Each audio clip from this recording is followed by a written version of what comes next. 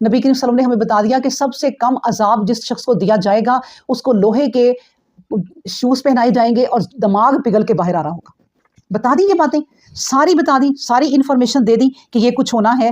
تو اب جو بندے دنیا میں اس چیز کو مان کے ڈرتے رہے تو میں ان کو اجر کیوں نہیں دوں گا، اور وہ غائب پر ایمان لاتے رہے. انی جزیتہم الیوم، آج کے دن میں اب انہیں اجر دوں گا.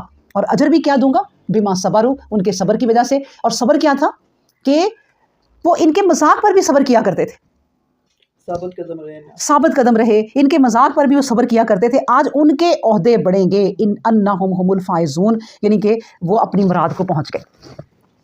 اب دیکھیں انسان جو ہے نا اصل میں اس دنیا میں آ کے نا ہم اپنی اصل منزل کو بھول گئے.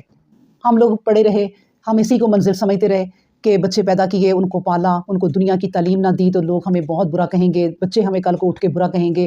کسی کو انجینئر بنا دیا، کسی کو ڈاکٹر بنا دیا، کسی کو کچھ کر دیا، دنیا میں ترقی کر لی اور بہت پیسہ کما لیا. اسی کو سمجھا کہ بھئی میرے بچے فائزون، عہدوں پہ لگ گئے ہیں، یہ دنیا کے عہدوں پہ وہ پہنچ گئے ہیں. میں نے تو فلاں بچے کو یہ کر دیا، فلاں بچے کو وہ کر دیا. لیکن اصل میں جو آخرت پہ جا کے فائزون ہونا تھا نا، فائز ہونا تھا، کوئی عہدے ملنے تھے، وہ زیرو، وہ بالکل ہی نہ ملے. دنیا کی ترقی ایسے کرو کہ آخرت کی نجات کو لے کر چلو. یہ نجات کس میں؟ وہی بندہ کامیاب ہے. اللہ اکبر.